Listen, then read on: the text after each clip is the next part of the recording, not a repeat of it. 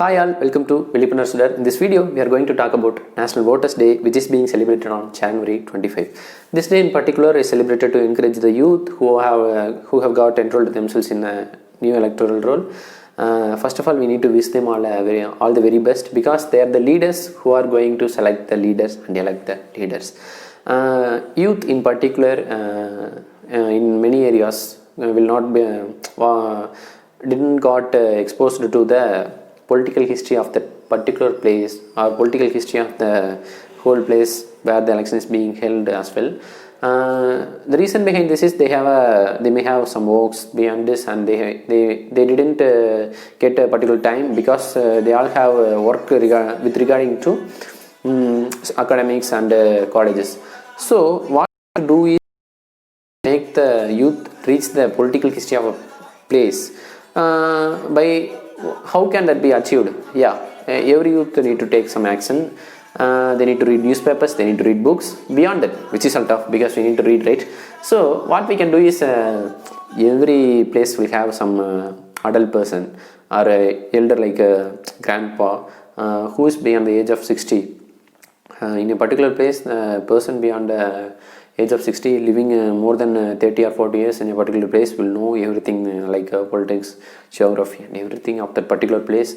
We need to reach out to them, because in this lockdown we have no many works than online classes, which are in vague doing some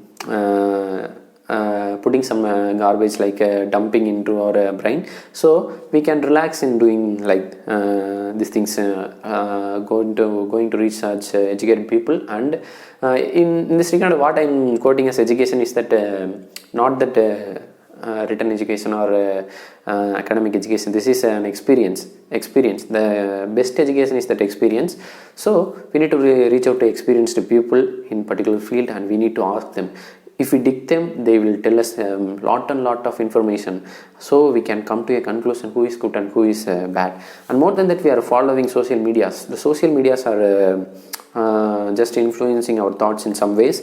So we need we are seeing a lot of advertisements about leaders and parties. In the social media, we need to we need to just post what we like. Okay, what is our philosophy, what ideology we like. If we post something, there will be some counter comments.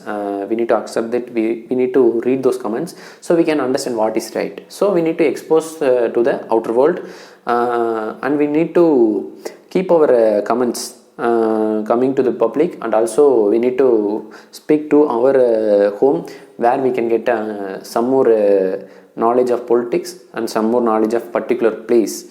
So these are all the things we can do. And more than that, there will be caste, religious or community influences in politics too. So we need not to go to there, because a leader is a leader for whole place or whole state or a whole country. He is not leader of particular community or something like a religion or caste. So we need to be with our conscience in what we are doing with regard to election.